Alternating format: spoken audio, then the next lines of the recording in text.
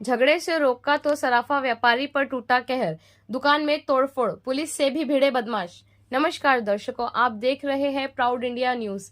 सोमवार रात नागपुर के घास बाजार में उस वक्त सनसनी फैल गई जब एक सराफा व्यापारी ने सड़क पर झगड़ रहे कुछ लोगों को रोकने की कोशिश की, लेकिन ये समझाइश उसे भारी पड़ गई। गुस्साए बदमाशों ने अचानक दुकान पर पथराव शुरू कर दिया और कांच फोड़ डाले।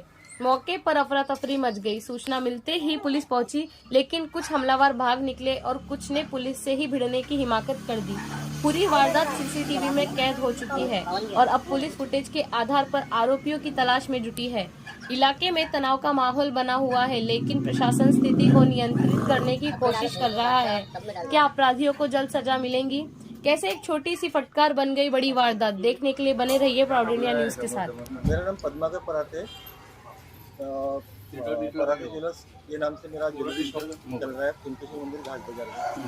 कुछ पिछले 25 साल से मैं व्यवसाय कर रहा हूँ।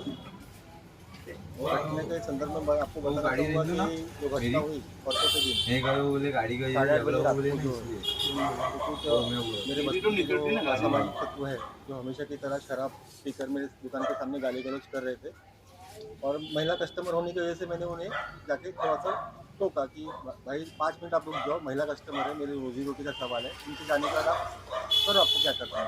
उस बात को लेकर जो कस्टमर चले गए उनके बाद उन्होंने वापसी आकर एक संगठित एक प्री प्लान्ड ऐसा हमला किया। मुझे दुकान से बाहर खींचकर मुझे मारपीट की 5-6 लोगों ने मिलकर, जिसमें मेरा नाक और फोरहेड इंजर हुआ।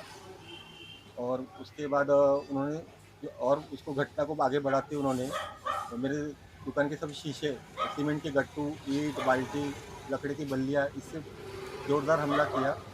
और इस दौरान उन्होंने चाकू और लोहे की रॉड लहराते हुए मुझे जान से मारने की धमकी, मेरा सर काट के ले जाने की धमकी दी और मुझे वार्न किया कि अगर आप दुकानदारी आपको करने नहीं करके अगर आप दुकान खोलते हो तो हम जेल में जाएंगे, छूट के आएंगे, छूट के आने के बाद वापस वही हरकत करेंगे, आपकी गर्दन काट के लेके जाएंगे, ऐसी मुझे धमकी दी गई है। ये सब घटना का मैंने लकड़गंज पुलिस स्टेशन में एफआईआर करवाया है।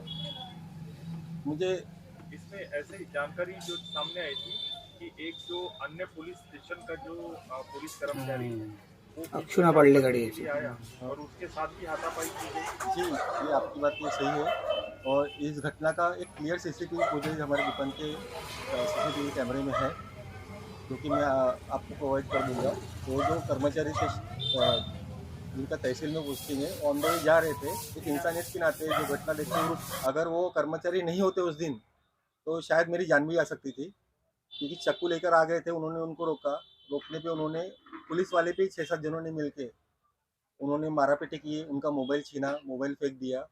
तो ये घटना पुलिस के साथ भी उन्होंने दुर्व्यवहार किया। तो अभी आपको व्यापार करने में किस प्रकार की अभी परेशानी है? क्या अभी भी उस दिन के समान आपको वही डर सता रहा है कि अब व्यापार आप कर पाएंगे नहीं कर पाएंगे? मुझे पुलिस खाते से अपेक्षा थी कि अगर इतनी बड़ी घटना होने के बाद उनके ऊपर कुछ कार्रवाई की जाएगी करके, पर कार्रवाई के नाम पे खाली लिखा पढ़ी लिपापोती की गई है। उन्हें फिर 4-5 घंटे बिठा के वापस छोड़ दिया गया। वापस उनको जब रात को छोड़ा 2-2:30 बजे, वापस मेरे दुकान के सामने आके उन्होंने शराब पार्टी किया और पूरे मोहल्ले वालों को धमकी दिया कि कल जब दुकान खोलेगा ये तो इसकी मुंडी काट के हम लेके जाएंगे करके। फिर मैं दूसरे दिन लकड़गंज में जाके अपनी एफआईआर कलेक्ट किया। उनको दूसरे दिन वापस कल जो तारीख थी उनको बिठा सवेरे 10 से शाम को 5 बजे तक के बिठा के रखा। वापस उनको शाम को 5 बजे छोड़ने के बाद फिर मेरे दुकान के सामने बैठ के उन्होंने बियर पार्टी की है, जिसका जिसकी जानकारी मैंने वापस जाके पुलिस महकमे को दी, पुलिस लकड़गंज पुलिस थाने को दी। पुलिस विभाग से क्या सहयोग मिला है? ये इस प्रकार की जो घटना है आपको क्या सहयोग मिला है विभाग से? सहयोग के मामले में बताना चाहो तो उन्होंने जो कार्रवाई करना था वो किया, पर वो मुझे अपनी कानून की मजबूरियां बता रहे हैं। वो कानून की मजबूरियां बता रहे हैं कि हमारे हाथ भी बंधे हुए हैं, हम उसके अलावा उसके आगे जाके कुछ नहीं कर सकते। जैसे कि वो जो लगा रहे सब बेलेबर है करके। मैं खाली एक सामान्य नागरिक रहने के हिसाब से जानना चाहूंगा कि अगर कोई व्यक्ति जब पुलिस डिपार्टमेंट पे भी हाथ उठाता है उसके ऊपर भी कार्रवाई नहीं होती तो हम सामान्य जनता की हमारी क्या औकात है फिर इनके सामने। तो डर का वातावरण निर्माण होना तो ये लाजमी है, जरूरी है, बनना ही बनेगा ही, क्योंकि मेरे साथ मेरा परिवार भी जुड़ा है।